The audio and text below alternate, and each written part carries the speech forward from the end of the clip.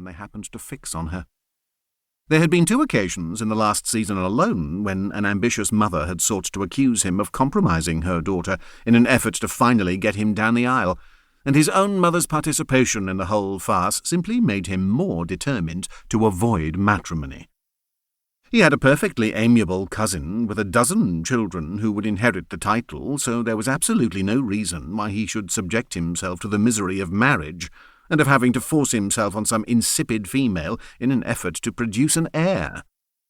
Adam Colborne was quite content with his mistress, who provided for all his physical needs and who expected nothing from him outside the bedroom, as long as he continued to keep her in the comfort she currently enjoyed.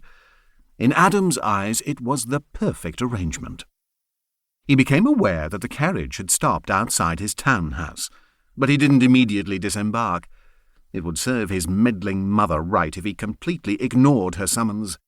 But then there was the outside chance that on this occasion she wasn't actually shamming it. He reflected ruefully on the story of the boy who cried wolf. He simply couldn't take the risk. He recognized that his mother loved him in her own way, but the truth was she didn't really know him. For the most part, he completely baffled her. Men had never played a very large part in her life. As far as Adam was aware, his parents had only coupled once, and the rapid appearance of a son and heir had caused more than a few rumours at the time. From the time he was born, his parents had lived in separate houses. In all honesty, Adam couldn't see the point of it all. Sighing, he climbed down from his carriage and asked the driver to bring round his horse, Merlin. He was an exceptionally experienced rider, and the weather for March, although blustery, was reasonably clement. He would do the journey quicker on horseback, with just one overnight stop to rest his steed.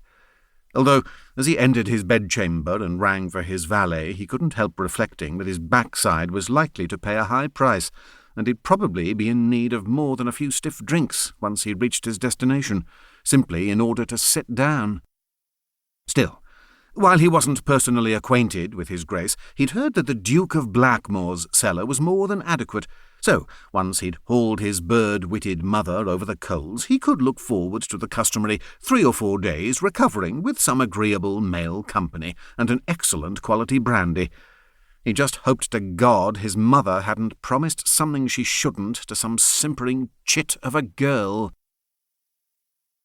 Reverend Shackleford was at a loss. He'd truly believed that in marrying his eldest daughter, Grace, to an extremely wealthy peer of the realm, his problems would be over, at least for the foreseeable future. He'd actually assumed that all he needed to do was sit back in anticipation of an abundance of wealthy, titled suitors flocking to the vicarage door. It hadn't quite transpired that way. In fact, it would be more accurate to say that a graveyard saw more activity than the vicarage front parlour.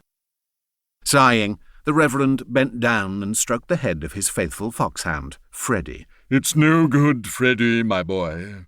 If I'm going to stand any chance of getting any of the other chits wed, then I'm going to have to put my deuced hand in my pocket." And his wife, Agnes, was not going to like that at all. The cost of a London season could reduce even the wealthiest of men to penury, even with the patronage of a titled son-in-law.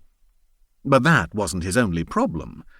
As the Reverend was now realizing, it wasn't sufficient to have a wealthy duke in the family when one had the manners of a stable hand. He glanced down at the slim volume in his hand which his curate, Percy, had handed to him earlier. Fordyce's Sermons to Young Women. The Reverend had only managed to get as far as the author's opinions on reserve and modesty before being tempted to a second glass of brandy. According to Dr. Fordyce, one of the chief beauties in a female character is that modest reserve, that retiring delicacy, which avoids the public eye. To Reverend Shackleford's knowledge, his second eldest daughter, Temperance's version of modest reserve was making sure to kick a miscreant in the shins rather than his bollocks. The Reverend sighed. He had no doubt the butcher's son had deserved Tempe's well-aimed kick in his unmentionables, but there was no arguing the epithet that was currently circulating the village.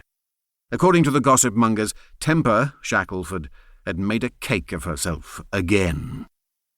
He even briefly found himself wishing he'd foisted Temperance on the Duke of Blackmore when he'd had the chance.